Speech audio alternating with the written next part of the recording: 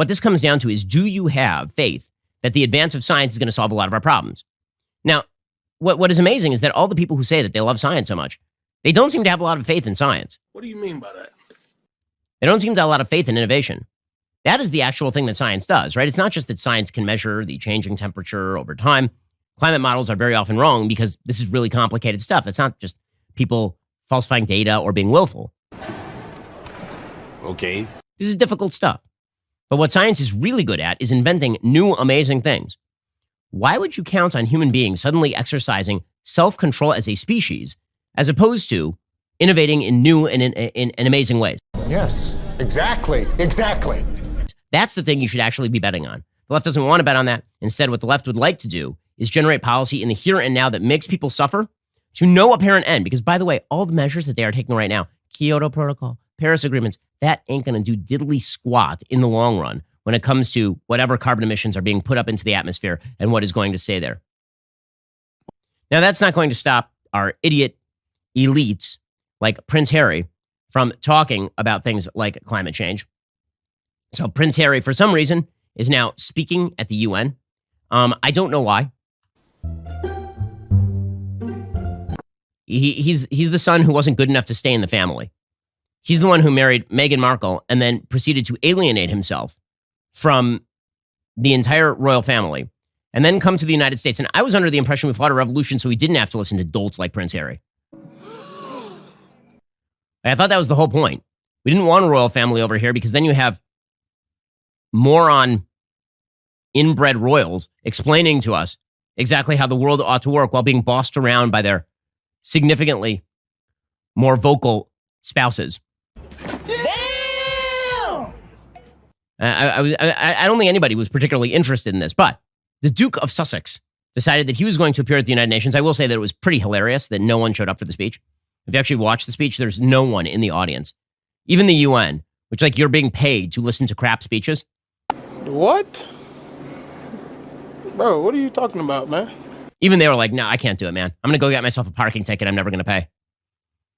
Apparently, at this event, he talked a lot about climate change. He highlighted the havoc of it. And he said, how many of us feel battered, helpless in the face of a seemingly endless stream of disasters and devastation?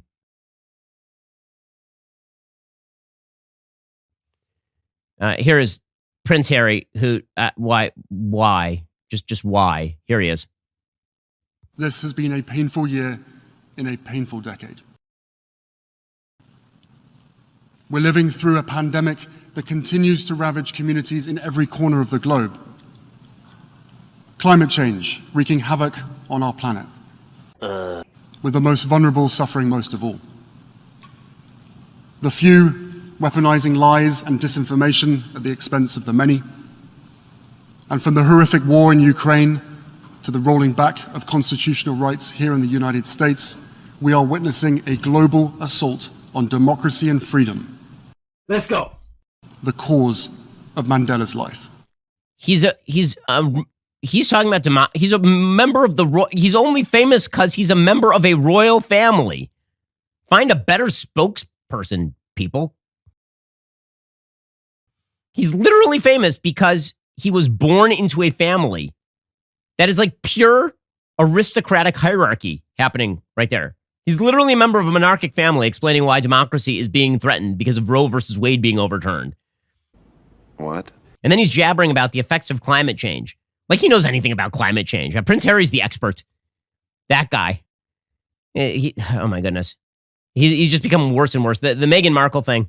I'm with Piers Morgan. Large-scale mistake for our neighbors across the sea. Him talking about the world being on fire again. He said, these historic weather events are no longer historic. More and more, they are part of our daily lives, and this crisis will only grow worse. Oh, he lives on a giant estate in California. Oh, my. With his B-level actress wife, who married into a royal family to become a princess and then whined about it for years on end, claiming that everyone was racist to her after the entire British press talked about how wonderful she was, specifically because of her intersectional identity. These are the people who are deciding policy. It's people like Prince Harry. They're no smarter than Prince Harry. They're no wiser than Prince Harry. They're all just kind of like Prince Harry. They're sort of a hereditary upper class that have decided for everyone else that you don't get the air conditioning. Yeah, right. Because the air conditioning, it might contribute to future global warming. You're like, wait, it's really hot outside now. I need the air conditioning today. Like, well, you know what? We can't let you have oil and natural gas because 100 years from now, there might be incremental increase in the temperature that will cause mass migration. They're like, there's mass migration right now because of a giant war happening between Russia and Ukraine that is resulting in widespread devastation, not just in the region, but also globally because of the skyrocketing price of food. Really, nigga? That's causing migration crisis now, today. And you have our sort of elite class, the Prince Harry group, who are still making this case. And we're supposed to listen to them. And this sort of scorn drips from the people who believe that it's their job to rule others. There's an op-ed from a woman named Margaret Renkel, a contributing opinion writer, who covers flora, fauna, politics, and culture in the American South, which is a hell of a beat. Yes! Yes! Yes! I don't know how you get flora and fauna and politics. Like, oh, wow, the lady who's really good at gardening. Let's get her take on the latest election down south. So she has a piece in the New York Times today titled, "Dear Liberals, Come On Down." And she's not making the case that liberal people should move to Nashville because Nashville's a great place to live. She's making the case that Nashville's a hellhole, so we need to come in and conquer Nashville from the outside. What? No, thank you. In fact, we moved our entire company to Nashville to avoid people like you. That was the whole idea. You think people are moving down to Florida, moving down to the American South because they want to hear from the same liberals who they are attempting to escape right now? They just follow people around shouting at them. Come on now, dog. They're the hall monitors of planet Earth, these folks. It's like everybody just wants to stay away from them. They're following you around, trying to give you some sort of detention card. It's amazing. So she has an entire piece about how terrible the South is, but you should come down here and help her make it not terrible. Again, she says, red state legislators have perfected the art of voter suppression, which you probably know. I don't know. They haven't, by the way. They've also gerrymandered the South's blue cities into political irrelevance, which you may not. Well, I mean, gerrymandering has happened at every level. There has been no net gain for Republicans versus Democrats nationally this year.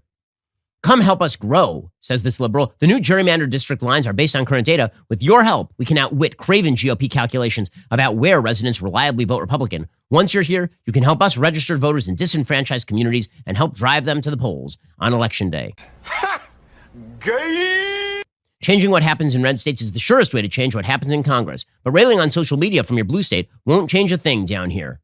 If you want to change Joe Manchin's mind about climate change, you'll need to move to West Virginia. Yeah, good luck with this. Really, nigga?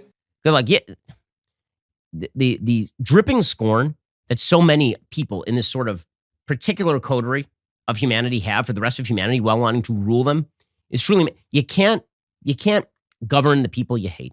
You can't govern people you think are idiots. You can't govern people who you treat with utter disdain. Fact. And say to them, we're going to make your life actively worse today in pursuit of some glorious utopia in the future.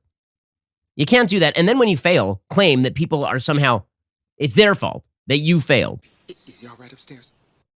I know what you're thinking. It's time to binge some more Ben Shapiro videos. Well, you are right. You should. But first, like and subscribe. Perfect. I'll see you in the next video.